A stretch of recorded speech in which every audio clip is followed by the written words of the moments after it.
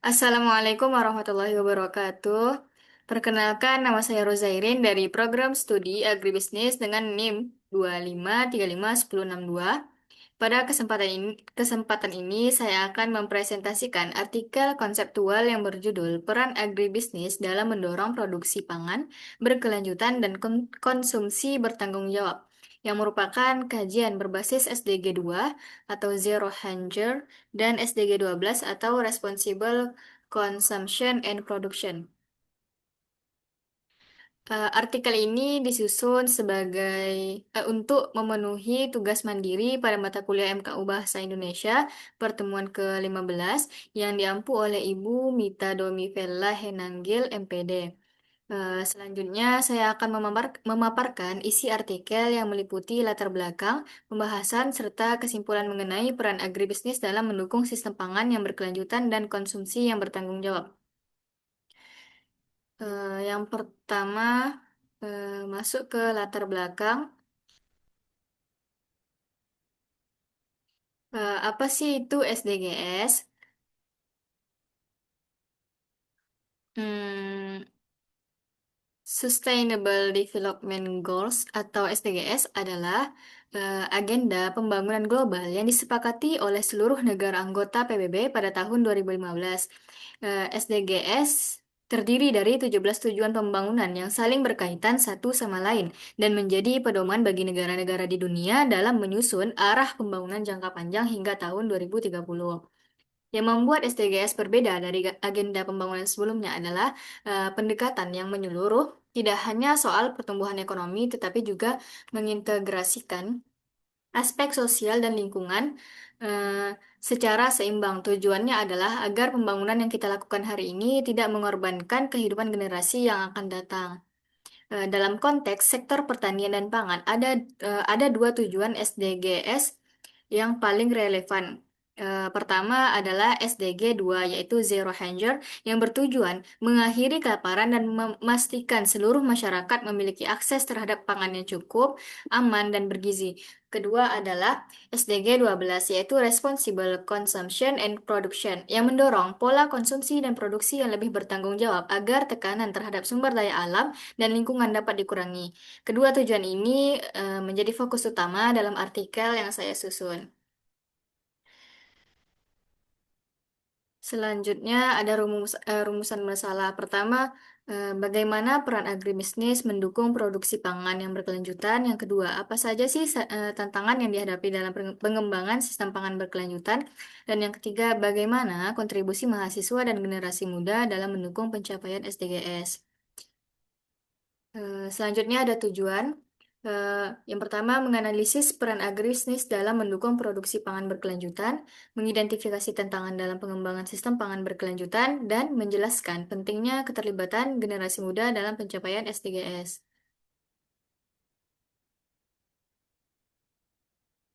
Selanjutnya,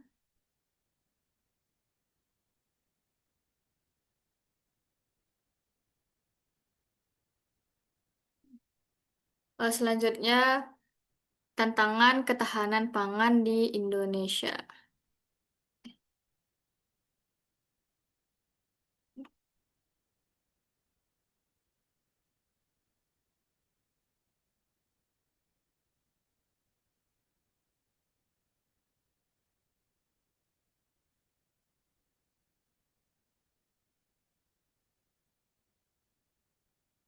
Eh, Selanjutnya, tantangan ketahanan pangan di Indonesia. Sebelum membahas solusi, kita perlu memahami terlebih dahulu tantangan yang dihadapi sektor pangan Indonesia saat ini.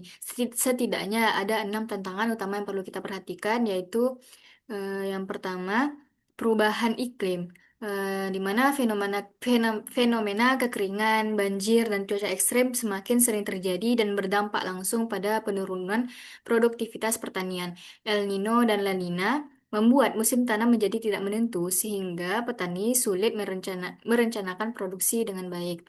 Dan yang kedua, ada alih fungsi lahan. Semakin banyak lahan pertanian yang berubah menjadi kawasan industri, perumahan, dan infrastruktur, ini menyebabkan luas lahan produktif terus berkurang dari tahun ke tahun. Dan yang ketiga, ketergantungan pada bahan kimia pertanian. Selama puluhan tahun, pertanian modern banyak mengandalkan pupuk kimia dan pestisida sintesis. Dampak jangka panjangnya adalah degradasi lahan, pencemaran sumber air, dan penurunan kesuburan tanah yang justru mengancam keberlanjutan produksi pangan itu sendiri.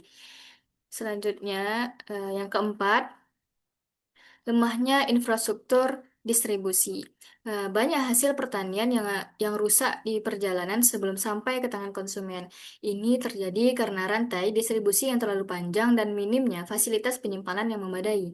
Dan yang kelima, ada food waste atau pemborosan makanan. Budaya konsumtif masyarakat, terutama di perkotaan, menyebabkan banyak makanan yang terbuang sia-sia, padahal masih layak dikonsumsi. Dan yang keenam ada rendahnya akses teknologi bagi petani. Sebagian besar petani kecil di Indonesia masih terbatas dalam hal modal, pengetahuan, dan akses terhadap teknologi pertanian modern yang lebih efisien dan ramah lingkungan. Eh, Selanjutnya ada agribisnis dan ketahanan pangan berkelanjutan. Lalu, apa sih itu agribisnis dan bagaimana posisinya dalam sistem pangan nasional? Em, Agribisnis itu bukan sekedar soal bercocok tanam. Dalam pengertian yang lebih luas, agribisnis mencakup seluruh rantai aktivitas ekonomi yang berkaitan dengan pangan, mulai dari proses produksi dan budidaya, pengolahan hasil pertanian, distribusi, pemasaran, hingga konsumsi produk pangan oleh masyarakat. Karena cakupan yang sangat luas inilah, agribisnis memiliki posisi yang sangat strategis sebagai tulang punggung ketahanan pangan nasional. Eh, Dalam menghadapi berbagai tantangan tadi, konsep pertanian berkelanjutan hadir sebagai solusi. Ada 4 pendekatan utama yang dinilai mampu menjawab tantangan tersebut. Yang pertama, ada pertanian organik, yaitu di mana yang mengandalkan pupuk organik, rotasi tanaman, serta konservasi tanah dan air tanpa bergantung pada bahan kimia sintetis. Yang kedua ada agroekologi, yaitu pendekatan yang mengintegrasikan prinsip-prinsip ekologi ke dalam sistem produksi pertanian. Pendekatan ini terbukti lebih mampu memperkuat ketahanan petani kecil dalam menghadapi tekanan perubahan iklim. Dan yang ketiga ada pertanian presisi, yang dimana memanfaatkan teknologi sensor digital dan analisis data untuk mengoptimalkan penggunaan sumber daya sehingga produksi menjadi lebih efisien dan limbah berkurang. Yang keempat ada climate smart agriculture, yaitu pendekatan pertanian yang dirancang secara khusus untuk meningkatkan produktivitas sekaligus mengurangi emisi gas rumah kaca dari sektor pertanian.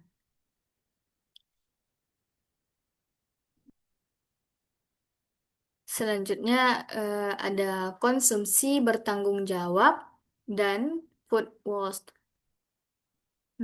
Berbicara soal sistem pangan berkelanjutan, tidak bisa lepas dari sisi konsumsi. SDG 12 ini menegaskan bahwa keberhasilan pembangunan pangan bukan hanya soal kemampuan produksi, tetapi juga sangat ditentukan oleh bagaimana sih masyarakat mengonsumsi pangan itu sendiri.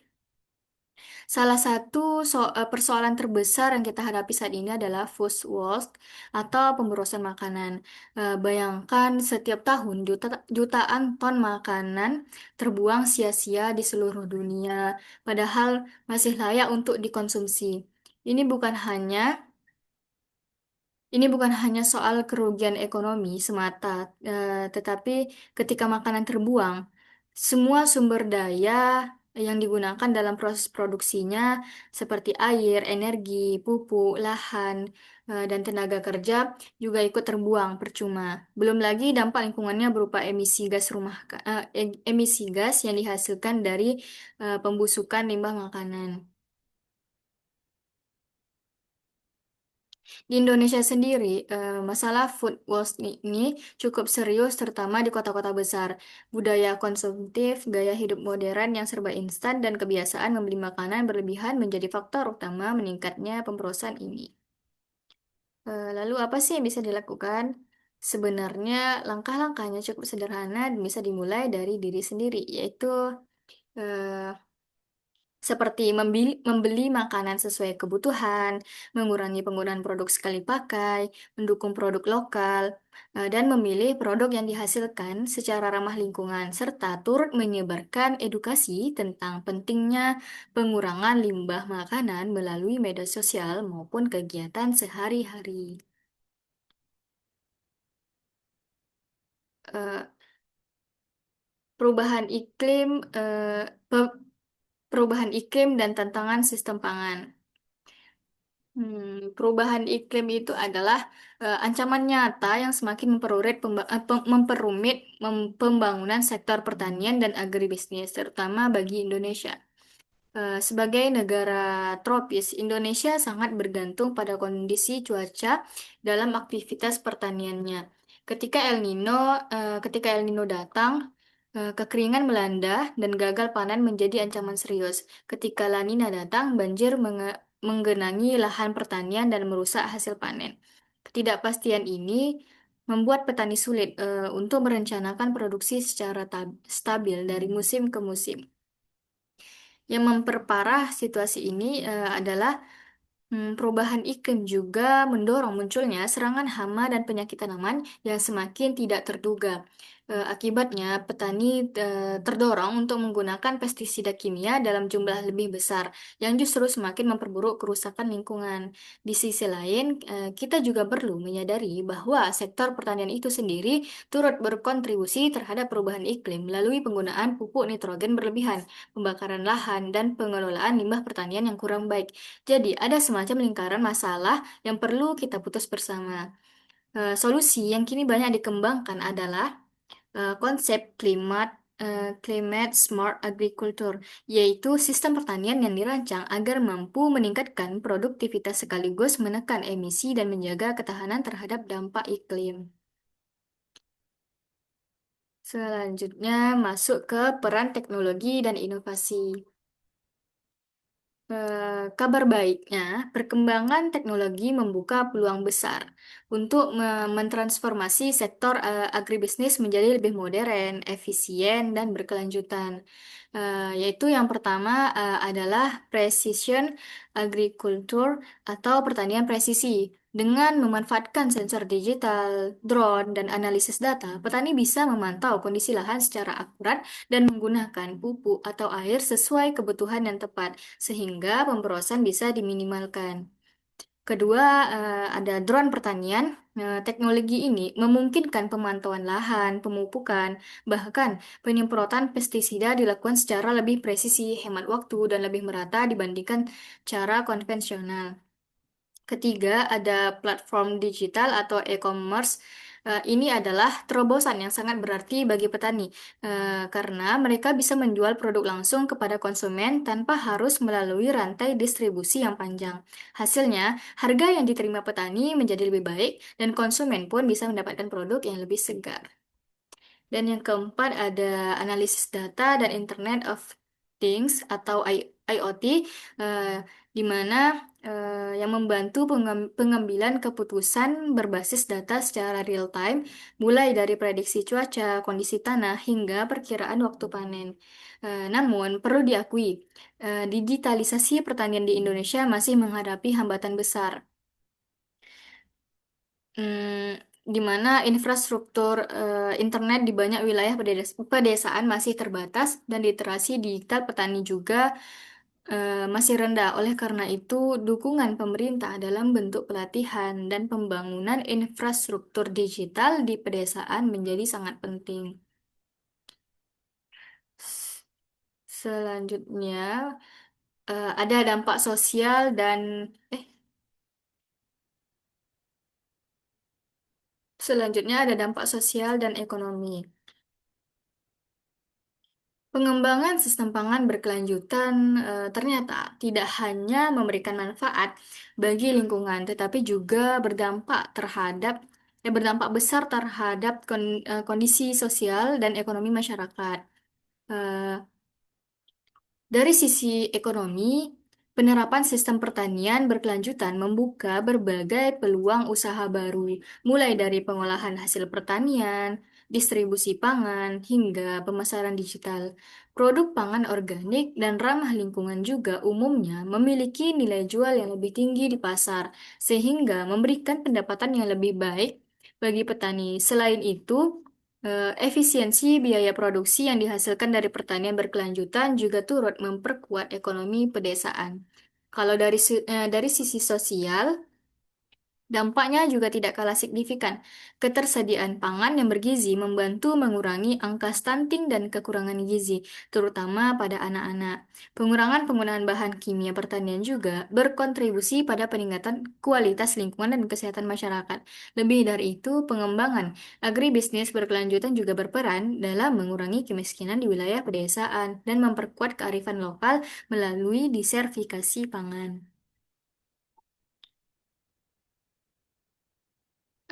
Selanjutnya ada peran mahasiswa dan generasi muda dalam SD, SDGs. Peran mahasiswa dan generasi muda dalam SDGs.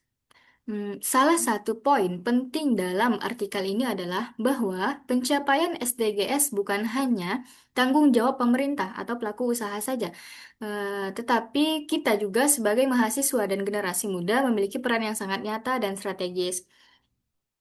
Ya, yaitu pertama, melalui penelitian dan inovasi. Mahasiswa itu dapat mengembangkan teknologi pertanian organik, sistem irigasi hemat air, pengelolaan limbah pangan, hingga digitalisasi agribisnis. Inovasi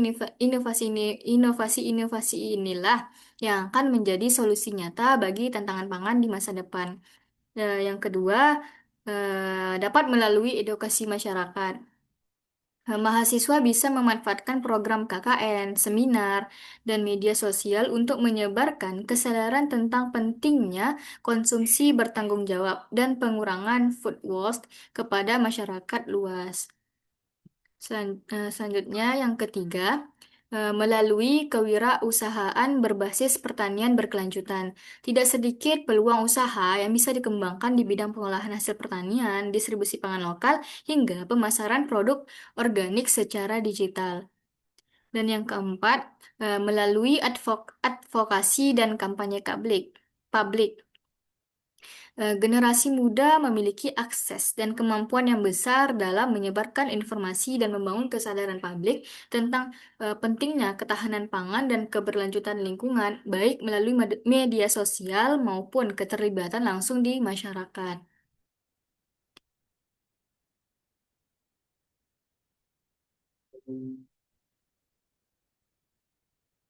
Selanjutnya ada transformasi sistem pangan nasional.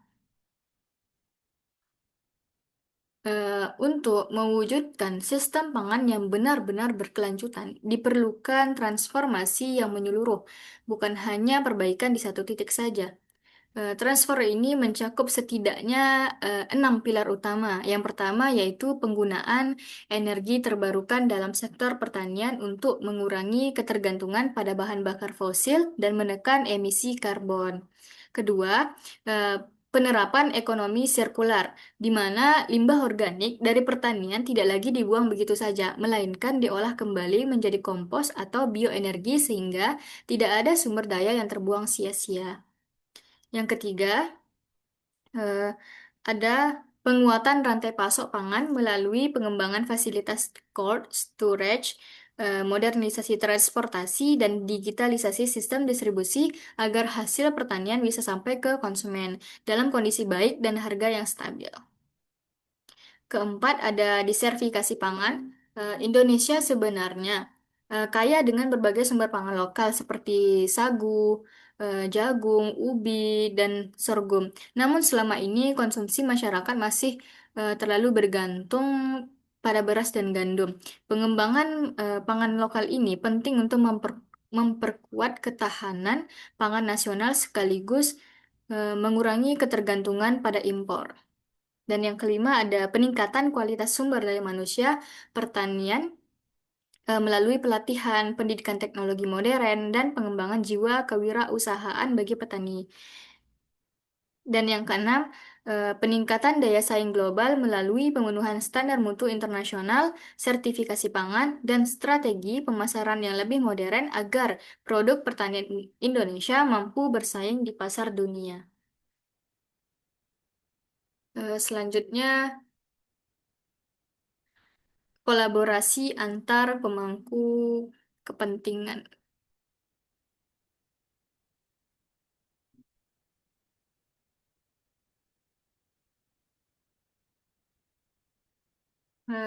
Satu hal yang perlu kita garis bawahi adalah bahwa tidak ada satu pihak pun yang bisa mewujudkan sistem pangan berkelanjutan ini sendirian.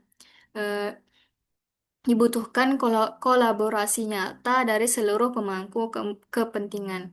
Yang pertama ada di bidang pemerintah, yaitu pemerintah itu memiliki peran sentral dalam menyusun kebijakan yang mendukung pertanian berkelanjutan, mulai dari pemberian subsidi yang tepat sasaran, penguatan infrastruktur distribusi pangan, hingga program penyuluhan yang aktif menjangkau petani di pelosok. Dan selanjutnya ada di akademisi, yaitu bertanggung jawab menghasilkan penelitian dan inovasi yang relevan dengan kebutuhan nyata di lapangan, mulai dari teknologi irigasi, pengelolaan limbah pertanian, hingga digitalisasi sektor agribisnis. Selanjutnya ada sektor swasta, yaitu agribisnis juga dituntut untuk tidak hanya berorientasi pada keuntungan semata, tetapi juga menerapkan prinsip green economy, mengurangi limbah produksi, memanfaatkan energi terbarukan, dan mengembangkan produk pangan yang lebih sehat dan berkelanjutan. Sedangkan di bidang masyarakat, sebagai konsumen memiliki kekuatan yang sering kali kita remehkan. Setiap pilihan konsumsi sehari-hari kita sebenarnya adalah suara yang mendorong sistem produksi untuk berubah. Ketika kita memilih produk lokal, mengurangi pemborosan makanan, dan mendukung produk ramah lingkungan, kita turut mendorong terwujudnya sistem pangan yang lebih baik.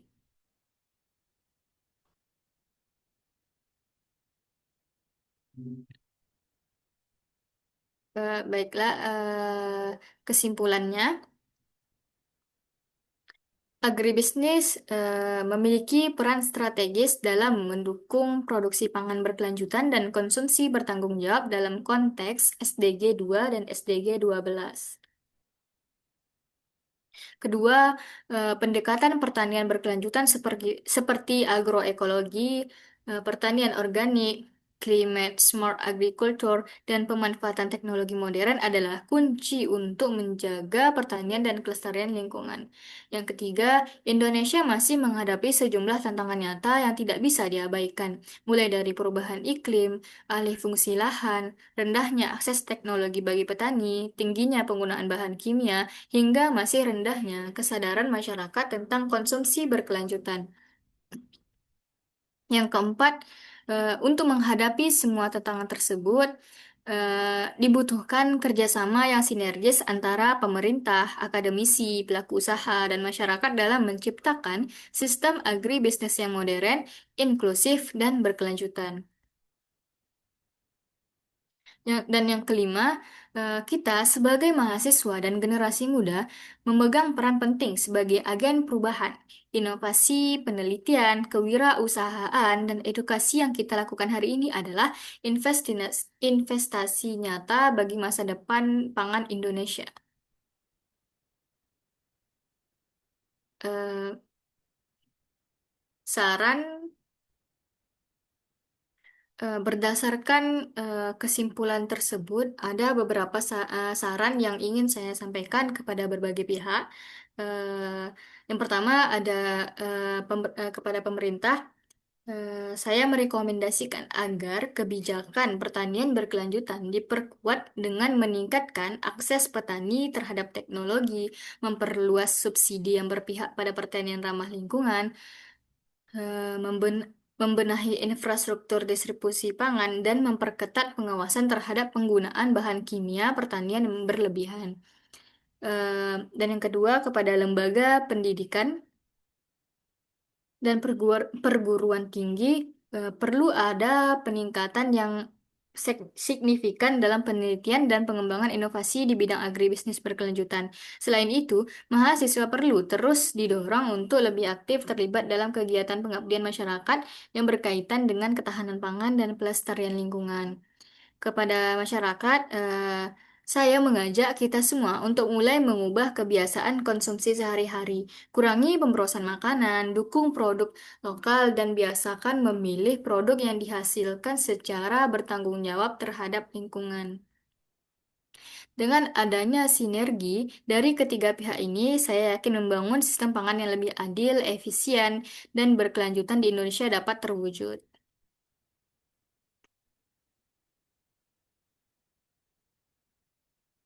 Eh, Baiklah, demikianlah presentasi yang dapat saya sampaikan. Saya berharap pembahasan mengenai peran agribisnis dalam mendorong produksi pangan berkelanjutan dan konsumsi bertanggung jawab ini dapat memberikan manfaat dan wawasan baru bagi kita semua. Apabila ada kata-kata saya yang salah, mohon dimaafkan. Sekian, terima kasih. Wassalamualaikum warahmatullahi wabarakatuh.